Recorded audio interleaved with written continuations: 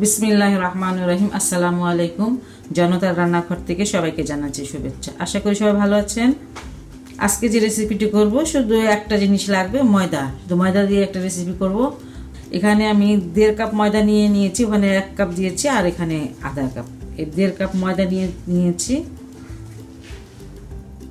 এখানে আমি একটা ফ্রাই প্যান দিয়ে দিয়েছি। এটাতে আমি বেশ কিছুটা তেল দেব, একটু বেশি দেব।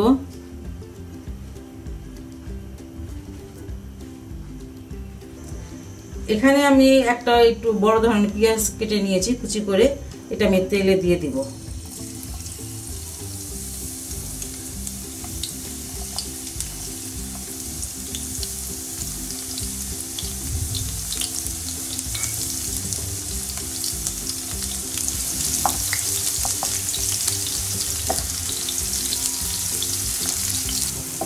পেঁয়াজটা আমি একটু ভেজে নিব, লাল করে ভাজবো। বেরেস্তা যাকে বলে তার থেকে একটু হালকা কালার থাকবে। আমি দেখিয়ে দিচ্ছি কীভাবে ভাজবো। আর আমি পেঁয়াজটাও একটু ব্যবহার করবো, আর এই তেলটাই লাগবে। এই তেলটার মধ্যে অন্যরকম একটা ঘ্রাণ আসে, বেরেস্তার একটা ঘ্রাণ আসে, এটার জন্যই আমি এই তেলটা ব্যবহার করবো। চুলাটা আমি নিভিয়ে দিলাম। পেঁয়াজটা আমার হয়ে গেছে, এই কালারটাই হবে, এর থেকে বেশি কালার হবে না। বেশি কালার হলে পুড়ে যাবে, আর তেলের ঘ্রাণটাও নষ্ট হয়ে যাবে।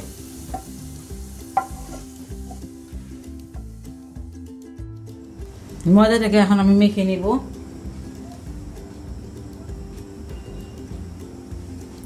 স্বাদ মতন লবণ দিয়ে দিলাম। এই বেরেস্তাগুলো আমি দিয়ে দেবো। এই যে বেরেস্তাগুলো গুঁড়া গুঁড়া করে তারপর ময়দাতে দিয়ে দিব।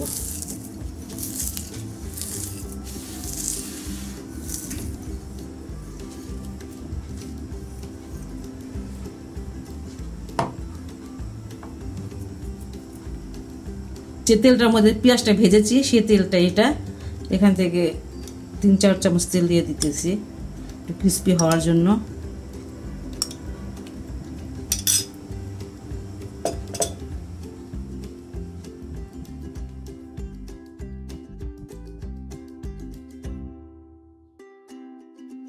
সব কিছু মাখানো এটা আমার ঠিক মতন হয়ে গেল। এখন আমি এটাতে পানি দিয়ে দিব।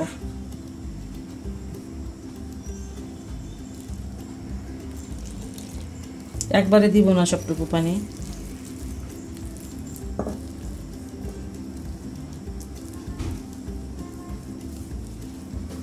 যেটুকু পানি দিয়েছি সেটুকু পানিতে আমার হয়ে যাবে, আমার মনে হচ্ছে তাই।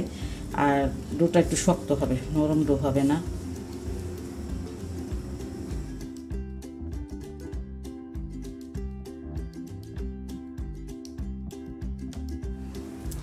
ডোটা আমার মাখানো হয়ে গেল।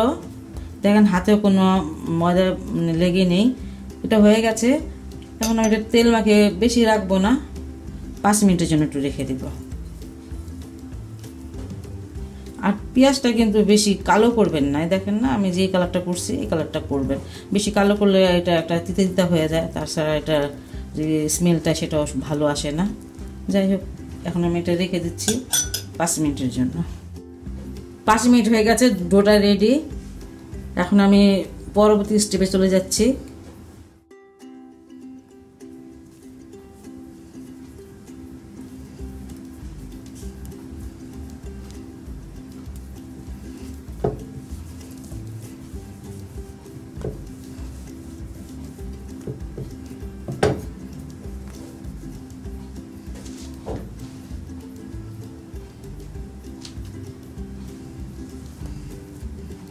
যেটা আমি কেটে নিচ্ছি একটু সাইজ করে। সমান তো হবে না, আমার সমান হয় না কখনো, কেন জানি। যাই হোক, 4টা করে নিলাম আমি।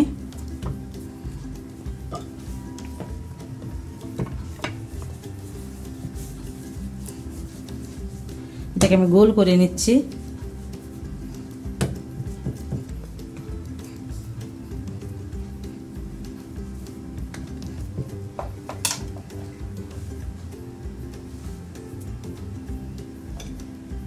অল্প একটু গুঁড়া ময়দা নিয়ে নিলাম।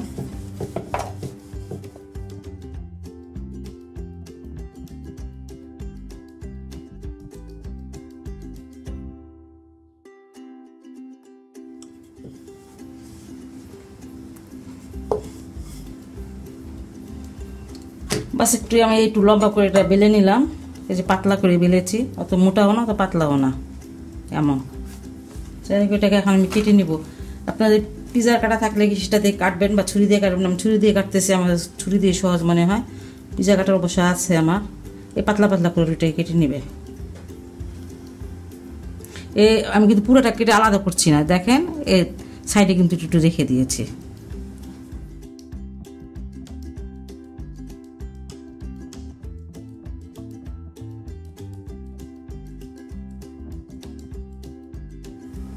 এবার তেলটা দিয়ে দিচ্ছি। তেলটা কাটার আগে দিলে ভালো হয়, আমি কাটার পরে দিলাম। পরেও দেওয়া যায়, আগেও দেওয়া যায়।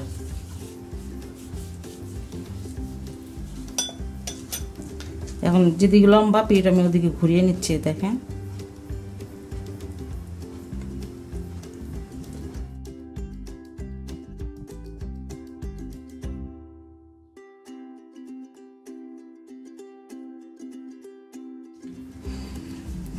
আচ্ছা, যে আপনারা যে মানে এটা একটু মোড়াবেন দড়ির মতন, একটা এদিকে দিবেন, একটা ডান দিকে, একটা বাম দিকে, এই।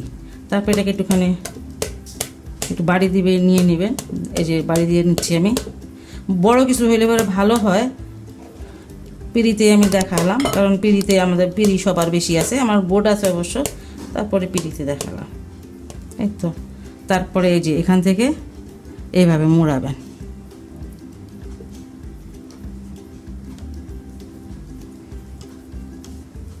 আর এটাও এখান থেকে মোড়াবেন, দুই দিক থেকে মুড়িয়ে আনবেন।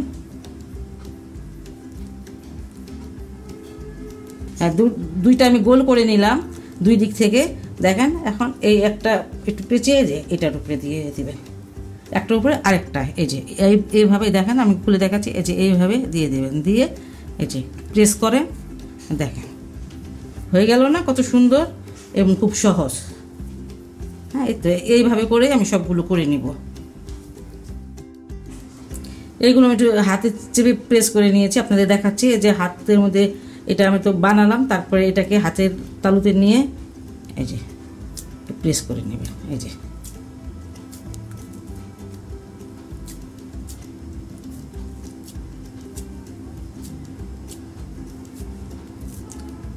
এই তো যে হয়ে গেল।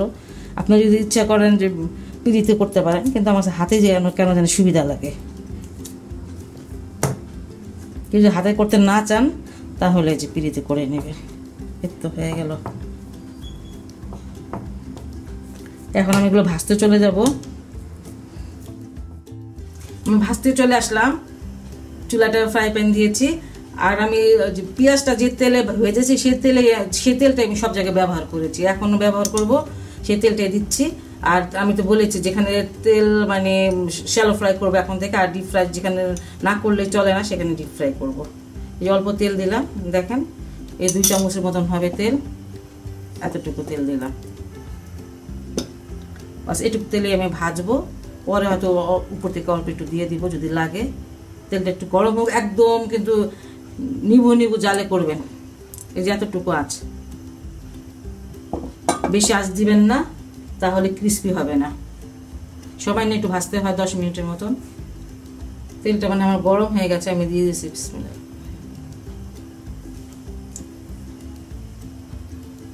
দেখেন খুব সহজ একটি রেসিপি, একটু মানে খেয়াল করে করলেই কিন্তু হয়ে যায়। একটু ধৈর্য ধরে ভেজে নেবেন।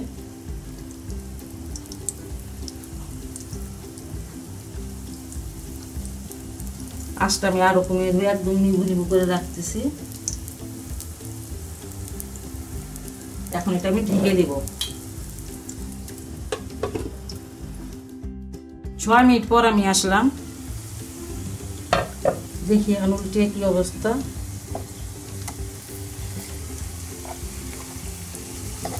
আচ্ছা, আপনারা একটু মানে আমি 3টা দিলে মনে হয় ভালো হইতো ভাজাটা বেশি, কারণ জায়গাটা একটু কম হয়ে গেছে। তাতে সমস্যা নাই, হয়ে যাবে।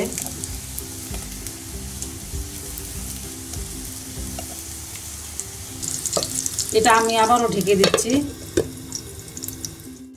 আমার এটা ভাজা হয়ে গেল, দেখেন সুন্দর মশলা ভাজা হয়েছে।